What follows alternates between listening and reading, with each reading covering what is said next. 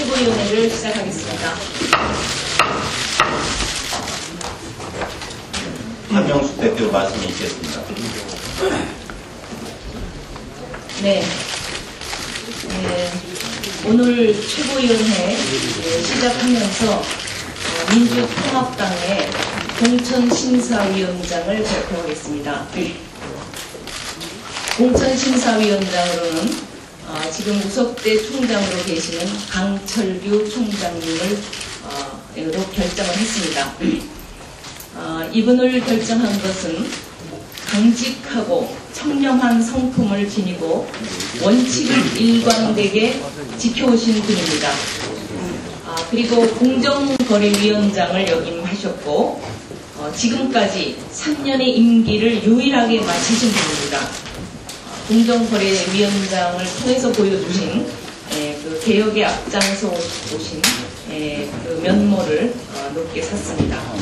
또한 부패방지위원장으로서 다양하고 충분한 행정 경험을 가지시고 특히 청렴하신 분이십니다.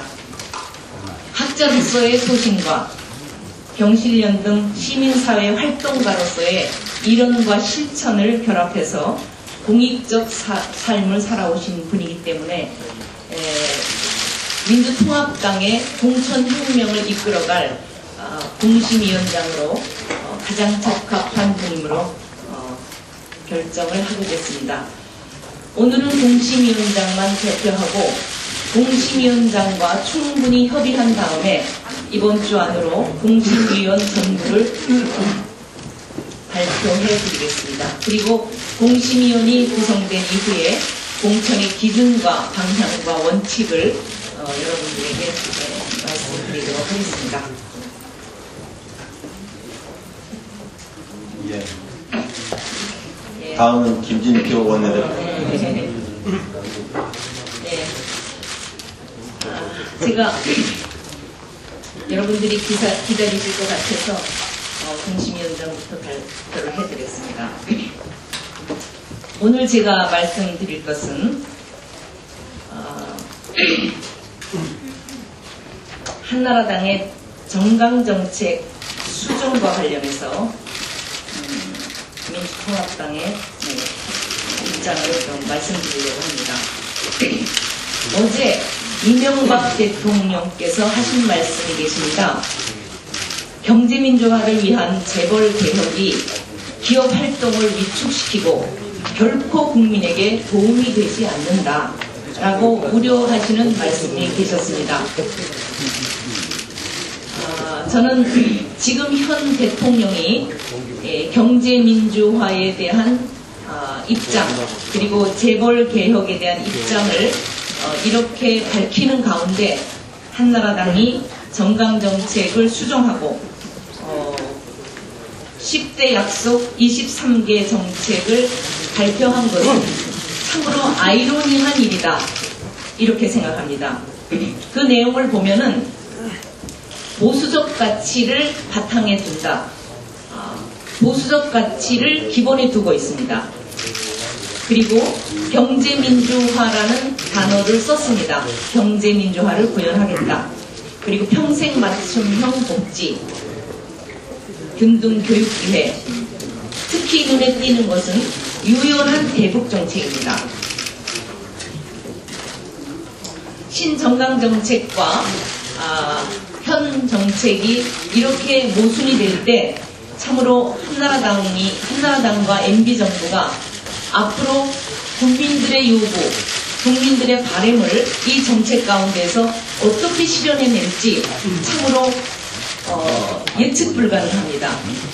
전체적으로 충돌을 하는 갈등과 충돌이 빚어지는 이 정책을 어떻게 실현할지는 국민들이 아마 눈을 부릅뜨고 지켜볼 것입니다. 이러한 한나라당의 탈색의 시도가 선거를 겨냥한 정치적 술수가 아닐지 염려되는 부분도 있습니다. 왜냐하면 이것이 선거나 대선과 총선을 앞두고 옷을 형식적으로 갈아입는 것이라면 참으로 국민들은 지금 불행에서 행복으로 건져내기는 참으로 어려울 것이라고 생각이 들어서 걱정됩니다. 진정성이 있다면 우선 대국민 사과부터 해야 됩니다. 줄푸세 747 공약으로 국민들을 속여왔던 이 정책에 대한 근본적인 국민에 대한 사과 없이 도저히 국민들은 납득하기 어려울 것입니다. 그리고 지금 한나라당 비대위원장은 잘못 가고 있는 MB정부의 경제정책과 그 이외의 여러 가지 정책에 대해서 이 국정기조에 대해서 강하게 전환을 요구해야 된다고 봅니다. 구체적인 정책 의지와 실천이 굉장히 중요합니다. 이제 2월 국회가 얼마 남지 않았습니다. 부자강세, 버핏세 반대, 특권교육, 측근비리 등 이명박 한나라당의 잘못된 정책 폐기가 우선되어야 한다고 생각합니다. 재벌개혁에 의지가 있다면 출처제 부활, 또 한미 FTA에 관한 입장, 그리고 교육에 의지가 있다면 교과부의 학생 인권조례 제소, 학교의 학칙 개정권 박탈 지시를 취소하라고 요구해야 합니다. 반값 등록금도 마찬가지입니다. 하겠다는 것인지 안 하겠다는 것인지 애매모호합니다. 대북정책 전환 의지가 있다고 유연한 대북정책 정책으로 수정을 했습니다. 그러나 강경 일변도의 현 정부의 대북정책에 포기가 있지 않고서는 유연한 대북정책을 실현하기 어렵습니다. 국정쇄신의 의지가 있다면 현재 불거지고 있는 MB 측근비리 연루자 전원에 대한 전면 수사를 천명해야 됩니다. 지금 모든 수사가 지연되고 구름 속에 가려져 있습니다. 국정조사와 특검도 수용해야 됩니다. 해야 할 것은 안 하면서 하겠다는 식으로 국민을 속이면, 그래서 잘못을 면피하려고 하면 국민적 심판은 더욱더 가중될 것이다. 저는 이렇게 생각합니다. 첫째, 국민적 사과, 대국민 사과. 둘째, 현 정부의 MB 정책의 폐기 또는 전환을 강하게 요구하고 진정성을 가지고 강령과 정강정책의 수정이 있다면 좋겠습니다. 이상입니다. 다음은 김진표 원내대표 말씀 있겠습니다. 어제 여야 합의에 따라서 2월 1일 오늘부터 16일까지 2월 임시국회가 열립니다. 당장 오늘부터 각 상임위원회에서 시급한 법안 처리를 위한 협의에 들어갈 것입니다. 민주통합당은 2월 국회에서 반드시 처리해야 할 민생 법안도 서민 주거 안정을 위한 전월세 상한제와 계약갱신법, 일명 도가니법으로 불리워지는 사회복지사업법 개정안, 그리고 카드 수수료 인하를 위한 여신 전문 금융업법, 반값 등록금 실현을 위한 관련 법 등을 제시해 놓고 있습니다. 9일로 예정된 본회의에서는 그동안 미루어져 왔던 현안 입법들, 미디어 랩법, 디도스 특검법, 조용한 헌법재판관 선출안, 정계특위의 정치관계법 등을 처리하기로 합의했습니다.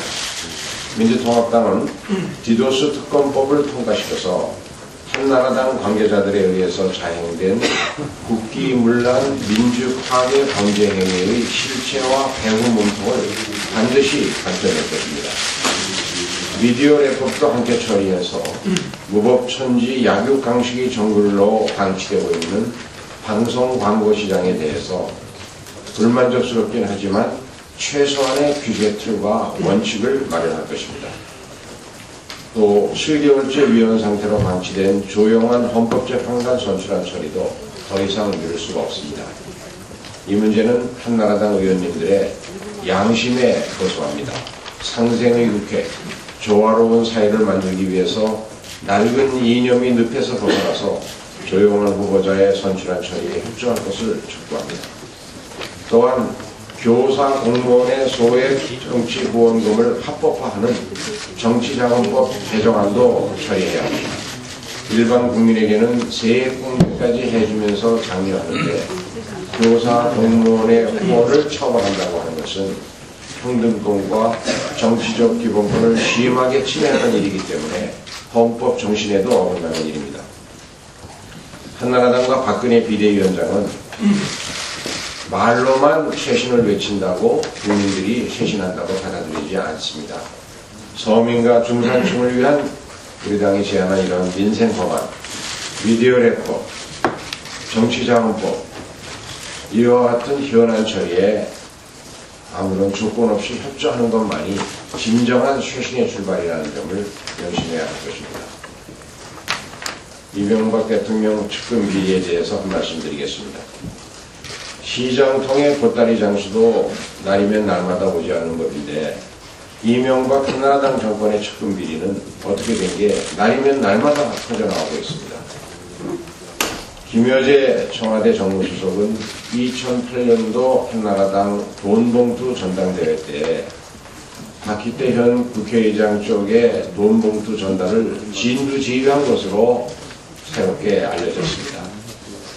대통령의 멘토 방통대금 최시중 씨는 2008년 촛불전국 때 친이계 의원 3명에게 수천만 원을 뿌렸고 2009년 언론화법 통과 직후에는 한나라당 문방위원들에게 500만 원씩 뿌렸다는 의혹에 휩싸이고 있습니다. 또한 대통령 친형 이상득 의원은 보좌관이 10억 뇌물수수 혐의로 이미 구속됐고 자신의 최측근이자 이명박 정권 왕차관으로 불리워진 박영준 전 지경부 차관은 가이아게이트에 깊이 연루되어 있습니다. 이 정도면 뼛속까지 썩은 것이 아니고 영혼까지도 모조리 썩은 정권이라고 불려야 할 판입니다. 도덕적으로 완벽하다던 이명박 대통령은 자신의 발언을 과연 어떻게 책임질 것인지 되묻고 싶습니다. 검찰에게 마지막 기회가 왔습니다. 이상득, 최시중, 김여재 등 MB 정권의 부패비리 빅3에 대해서 철저하고도 성역 없는 소환조사를 즉각 실시해야만, 그래서 그 비리의 실체를 낱낱이 밝혀내야만 국민들로부터 최소한의 신뢰를 회복할 수 있을 것입니다. 이상입니다. 네, 다음은 문성근 최고위원 모두 발언드리겠습니다. 네, 그 정치 혁신의 핵심인 모바일 국민참여 경선 제도에 대해서 우리 민주통합당의 혁신을 바라보면서 따라와야 바탕할 텐데 한나라당 이를 동의하지 않고 있습니다. 지난 월요일 1월 30일 오후 4시에 저는 한나라당 사업에서 이중 시위를 한 바 있습니다. 이제 시간이 얼마 남지 않았습니다. 더 이상 시대 흐름에 역행해서 민주통합당의 혁신마저 발목 잡고 있는 한나라당이 즉시 이를 처리하고 모바일 국민참여 경선이 가능하도록 법 개정에 동의하시기 바랍니다. 지금 MBC 노조가 공영방송 MBC의 정상화 그리고 김덕철 사장의 퇴진을 요구하면서 30일부터 총파업에 돌입했습니다. 근데 사측은 적반하장으로 노조의 파업을 불법 파업으로 규정하고 가담자에게 책임을 묻겠다 이렇게 얘기하고 있습니다. MBC 노조가 국민께 파업에 들어가면서 국민께 드리는 고백 영상을 발표했습니다. 그리고 또 한 가지 동영상을 본 것은 휴직 언론인들이 만든 뉴스 타파였습니다. 이 고백 영상을 보면서 참 이 한나라당 정권은 온 국민에게 정말 깊은 모멸감을, 자괴감을 주는 정권이다. 언론 자유가 560 시대로 되돌아감으로 해서 MBC 기자들이, MBC 언론인들이 느끼는 그 자괴감을 깊이 공감할 수 있었습니다. 그 모멸감의 깊이만큼 의지를 가지고 이 정상화를 꼭 이뤄내기를 바라고 저도 적극, 저희 민주통합당도 적극 지원하겠습니다. 우선 첫 번째로 편파방송 보도대책특위를 구성했습니다. 정장선 위원장을 중심으로 해서 장세환 의원, 신태섭 교수, 최민희 씨, 최성민 씨가 위원으로 참여합니다. 빠른 시일 안에 MBC를 방문해서 격려할 예정입니다. 우리 민주통합당은 이 기회를 빌어서 이직한 정부에 촉구합니다. 이 정부 들어서 해직된 언론인 전원을 특히 정현주 사장을 포함해서 저는 복직해야 마땅하다. 더 이상 역사의 얼룩을 깊게 남기지 말라 요구합니다. 오래간만에 한나라당을 칭찬하고 싶습니다. 그동안 정강정책을 발표한 것 중에서 대북 관계를 유연하게 하겠다 이렇게 얘기했습니다. 아주 좋은 변화라고 생각합니다. 그런데 이명박 후보 또 이명박 대통령께서도 남북 관계를 실용적으로 접근하겠다고 해놓고 이렇게 단절시켰기 때문에 그 말로서는 전혀 믿음을 주지 못합니다. 적어도 5.24 대북 교류 단절 조치를 즉각 처리하고 인도적인 지원을 빠르게 재개할 것을 해야만 국민들이 한나라당의 변화를 인정할 것이다 생각합니다. 이상입니다. 박영선 최고위원 발언이겠습니다. 네, 어제 오후에 서울 지방에 정말 오랜만에 눈이 펑펑 내렸습니다. 그 내리는 눈을 보면서 국민 여러분들께서는 무슨 생각을 하셨습니까? 저는 그 내리는 눈을 보면서 많은 상념에 사로잡히긴 했습니다만은 그 가운데 이런 상상을 해봤습니다. 요즘 영화 부러진 화살이 대단한 인기를 모으고 있습니다. 그런데 혹시 제2편 부러진 칼날에 부러진 압수수색이라는 영화가 만들어질 수도 있지 않는가라는 그런 생각을 해봤습니다. 어제 검찰이 민주당 부천 김경협 예비후보 사무실을 압수수색을 했습니다. 컷오프 현장에서 돈봉투를 나눠준 그 혐의가 있다는 것이죠.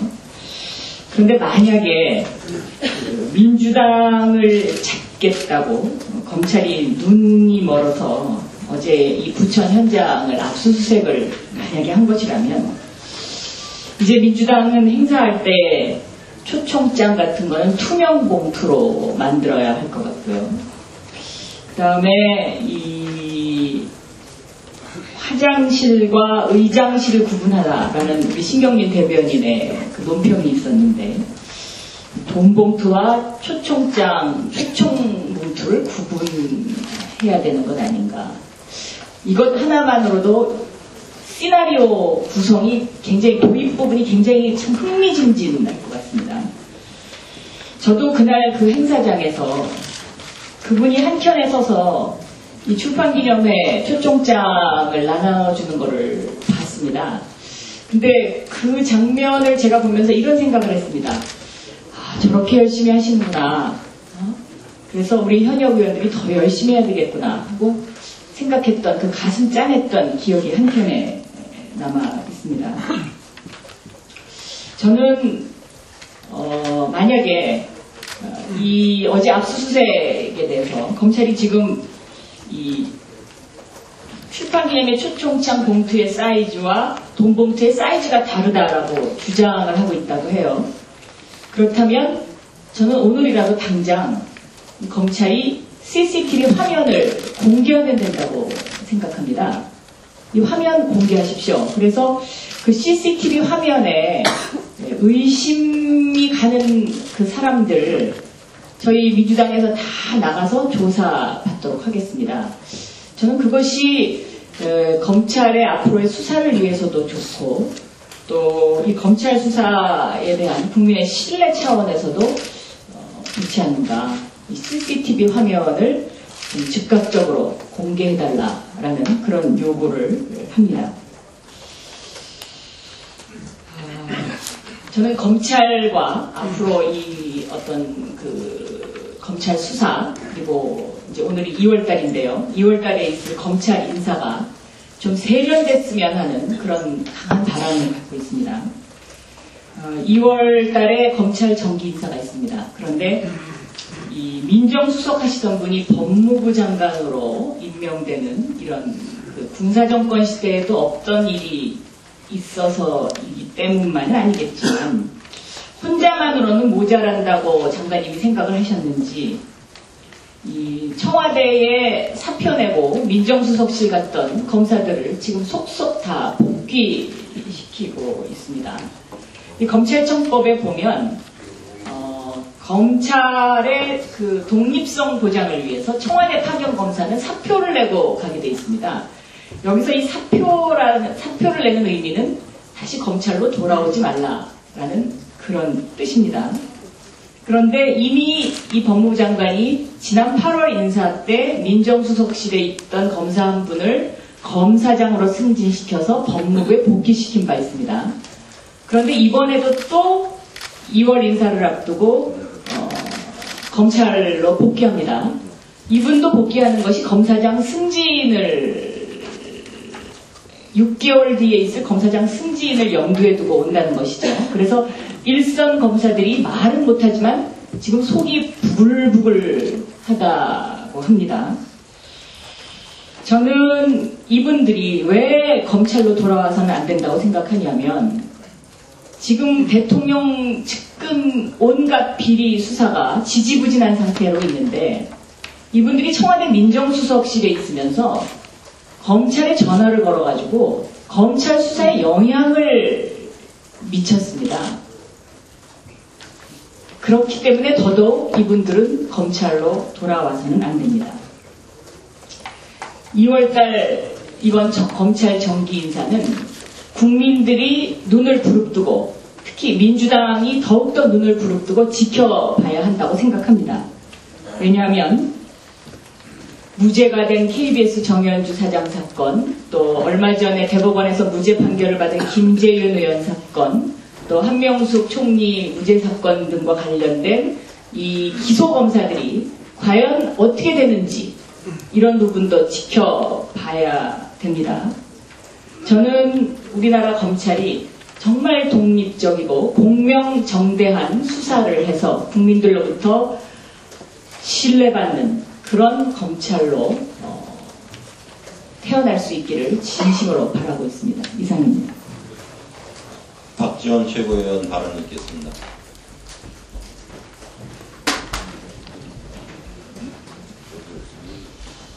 올해는 총선과 정권 교체를 위해서 반-MB, 비한나라당은 뭉쳐서 1대1 구도로 가야 한다는 것이 국민적 요구입니다.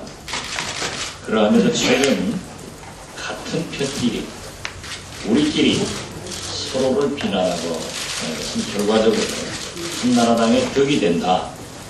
그런 차원에서 서로 토론을 하고 대화로 풀어야지 비난을 하는 것은 바람직하지 않다는 말씀을 드립니다.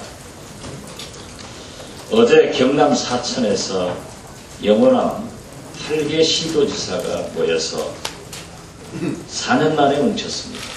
지역 균형 발전을 또 지역 분권을 한 목소리로 강조를 했습니다. 이명박 정부가 지역 균형 발전을 위해 노력하지 않고 오히려 지역 불균형을 초래하고 있는 것입니다. 특히 철도, KTX 등은 물론 경제성도 중요하지만 지역 균형 발전 차원에서 전국에 사통팔달되도록 해야 됩니다. 잘 아시다시피 호남선은 대전에서 목포까지 복선화되는데 37년이 걸렸습니다. 군뱅이가 굴러갔어도 목포역에 도착했을 겁니다. 이제 KTX 호남선 참으로 어렵습니다. 그런데 정읍 역사를 신축하겠다고 한 것을 갑자기 백지화함으로써 전북 도민들이 들끓고 있습니다. 특히 광주에서 목포까지는 전국의 모든 KTX 선로는 새로이 하면서 부철로를 보수해서 사용하겠다 하는 것은 있을 수 없는 일입니다. 따라서 우리 민주통합당에서는 어제 김진애 의원을 단장으로 KTX 민영화 저지 기획단을 공식 출범했습니다만 정읍 역사를 꼭 계획대로 신설하고 증설하고 KTX 호남선의 광주, 목포가를 신설함으로써 지역의 균형 발전이 이루어질 수 있어야 된다는 것을 강조합니다. 이상입니다. 이인영 최고위원 말씀을 듣겠습니다. 다른 최고위원님들이 말씀을 안 하셔서 제가 한마디만 하겠습니다. 엊그제 박원순 서울시장이 서울시의 뉴타운 정비사업과 관련해서 새로운 정책 구상을 발표했습니다. 이명박, 오세훈 그 시장 시절에 만들어 놓았던 이른바 뉴타운 골칫병을 해결할 방안을 내놓은 것이다, 이렇게 판단합니다. 이제 주택정책이 아니라 그것을 넘어서 주거복지 차원으로 일종의 그 패러다임이 전환하고 있는 것이다, 저는 그렇게 평가합니다. 그 핵심 내용은 610곳에 해당하는 뉴타운의 재개발, 재건축, 지속 여부를 주민들이 결정할 수 있도록 하는 것입니다. 그동안 투기꾼들에 의해서 또 토건적들의 배만 불렸던, 그리고 시민들은 쫓겨나고 그 중에서 특히 서민들은 쫓아냈던 그런 뉴타운의 폐해를 치유하고 거주민과 세입자들이 함께 살 수 있는 새로운 공동체, 새로운 마을 만들기의 대안을 만들어낸 것이기 때문에 그렇습니다. 박원순 구상이 진작에 시행됐다면, 이명박 한나라당 정권에 또 콘크리트 행정이 없었다면 용산 참사와 같은 이런 비극도 없었을 것이다, 이렇게 생각하면 정말 그 박원순 시장이 잘한 일이다, 이렇게 높이 평가하고 싶습니다. 2008년도를 모두 다 기억하실 거라고 생각합니다. 뉴타운 공약을 한나라당에서 대대적으로 폈고, 이런 과정에서 경기도와 특히 서울시에서 이른바 타운돌이 국회의원이 출연했다, 이렇게 할 정도로 엄청난 그 욕망에 불을 지폈던 이런 일이 있었습니다. 저는 지금이라도 한나라당 이명박 정권이 국민 앞에 사죄해야 한다고 생각합니다. 뉴타운 장밋빛 공약으로 인해서 우리 사회는 부동산 투기 광풍이 일어났고 전세 대란이 일어났었습니다. 다시는 이와 같은 일이 반복되지 않아야 된다, 이렇게 생각합니다. 박원순 시장이 내놓은 정책 구상과 관련해서 필요한 뉴타운 치유법, 이런 것들을 당 차원에서 적극적으로 마련하고 또 협조해 나갔으면 좋겠다, 이런 말씀 드리겠습니다. 이상입니다. 김부겸 최고위원 말씀 듣겠습니다. 이른바 스페일 제도를 두고 그동안 논란이 많았습니다만, 저희 당은 지난 월요일 최고위원회에서 한 지역에서 한 정당이 90% 이상의 의석을 독식했을 경우만 적용하는 등 엄격한 적용 요건을 발표한 바 있습니다. 이 문제를 두고 일부 진보적 시각을 가진 분들이 야합이다, 이렇게 이야기를 하고 비판합니다. 야합이 아니라 현실을 변화시키는 방식의 차이라고 분명히 말씀드리고 싶습니다. 사실상의 일당 독재 정치가, 독점 정치가 가져온 폐해에 대해서 여러분들 외면하셔서는 안 될 겁니다. 후보자를 구할 수조차 없는 지역에서 고군분투하고 있는 저희 당 동지들의 절박한 호소를 외면할 권리는 어떤 가치를 가지고도 누구에게도 없다. 민주주의의 기본 원리에 충실한 사람이라면 부인해서는 안 된다, 분명히 말씀드리고 싶습니다. 그런 점에서 노회찬 대변인의 발언, 김선동 의원님의 정계특위에서의 발언에 대해서 저희들은 의미를 부여하고자 합니다. 한국 정치를 궁극적으로 발전시키는 길에 있어서 지금 벌이고 있는 그런 논란이 과연 어떤 의미가 있는지를 되돌아보시기를 부탁드립니다. 진보의 가치를 실현하는 방식에는, 모순된 현실을 바꾸는 방식에는 다양한 길이 있다는 것을 인정해 주시고, 그것이 진정한 야권 연대의 길임을 말씀드리고자 합니다. 이상입니다.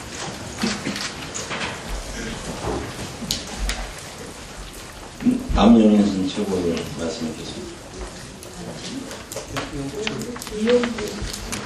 이용덕 최고위원 먼저 말씀 듣겠습니다.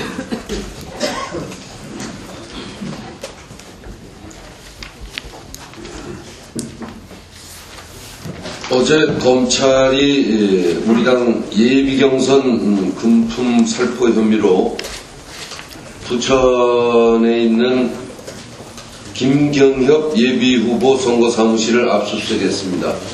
박영선 최고위원께서도 말씀하셨지만은 어차피 검찰이 만들어주는 또 우리 한명숙 대표님의 경우에서도 보았지만은 검찰이 헛발질을 할 때마다 정치 스타가 탄생하는 것 같습니다.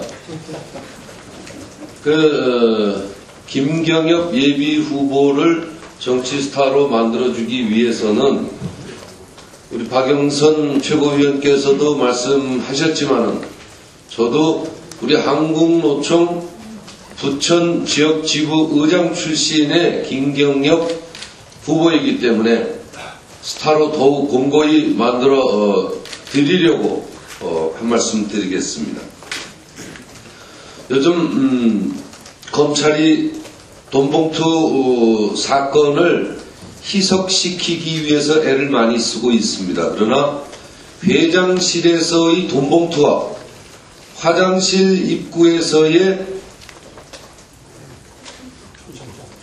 이 출판 기념의 초청장 봉투를 진짜 혼동해야 하는 건지, 돈 봉투와 이런 초청장 봉투는 분명 다릅니다.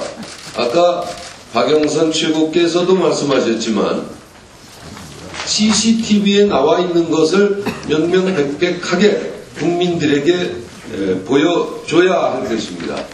이와 같이 회장실의 돈 봉투와 화장실의 초청장 봉투를 일부러 없는 사실을 호도하려고 있는 것처럼 만들려고 하는 검찰이 참 안쓰럽고 불쌍하기까지 한데, 실제로 이런 사실을 물타기가 아니라 몰라서 하는 거라면 검찰이 더욱더 무능함을 전 국민에게 알리는 경우가 될 것입니다.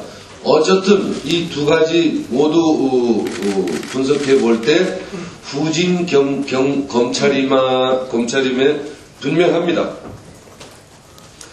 이왕 정치 스타로 만들어 준다면은 본인들 당사자들이 힘들어하지 않도록 도와줘야 할 건데, 어제 김경협 용의선상에 올려놓고 범죄시 취급하는 김경협 예비후보와 통화를 했는데, 사무실 압수수색은 물론 모바일 폰까지 모두 압수당해서 전화번호, 자기 전화를 사용할 수 없고 선거운동도 할 수 없고 그렇습니다. 여러가지 좀 어렵습니다. 이렇게 하소연을 하면서도 본인은 매우 기분이 좋습니다. 전국적으로 스타가 된 기분이라서 오히려 선거운동은 검찰이 확실하게 해주는 것 같습니다. 이렇게 얘기했는데, 검찰은 분명히 모든 사실을 검찰이 의혹만 가지고 하는 것이 아니라 실질적으로 물타기 차원에서 어쩔 수 없이 하노라 하고 명명백백하게 밝혀야 되지 않을까. 그리고 이제 이런 정치검찰, 후진검찰에서 탈피해야 된다고 주장합니다. 이상입니다. 남윤희 최고위원 말씀드리겠습니다. 예, 지난 20일 쌍용자동차 해군노동자가 20번째 죽음을 맞았습니다. 굉장히 안타깝고요. 이런 노동자의 억울한 죽음이 더 이상 있어서는 안 된다고 생각합니다. 이제 정치권이 팔을 걷어붙이고 나서야 한다고 생각을 하고 있고요. 지금 노동계와 시민사회가 이런 희망을 찾기 위해서 희망 캠핑, 희망 뚜벅이를 시작을 하고 있습니다. 그 한진중공업의 정리해고 문제의 해결에서도 봤듯이 이런 국민들의 관심과 참여가 큰 힘이라고 생각합니다. 2009년도 쌍용자동차의 그 노사정이 함께 국민 앞에 약속했던 비정규직에 대한 기반부장, 무급 휴직자 인력의 복귀, 그다음에 선배 가압류 철회 등의 그런 합의가 즉각 이행돼야 된다고 생각합니다. 재벌만을 비호하고 노동 약자의 문제는 나몰라라 하는 이명박 정부를 강력히 비판하고 지금이라도 쌍용자동차의 사태를 해결하기 위해서 정치권이 그리고 우리 시민사회가 모든 국민이 관심을 갖고 나서주기를 부탁을 드립니다.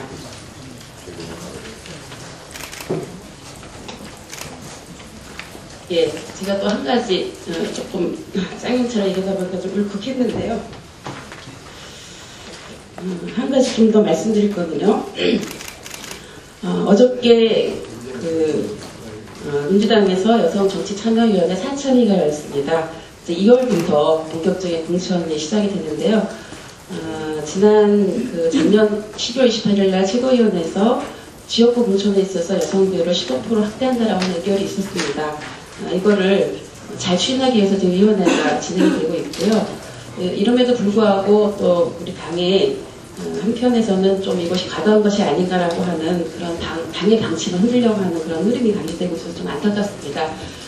어제 여성정치참여위원회 회의에서는 이거를 당규로 확정하는 안을 만들었고요. 곧 최고위원회에 올려서 의결을 할 예정입니다. 흔들림 없이 진행된다고 하는 것을 다시 한번 말씀드리겠습니다. 감사합니다.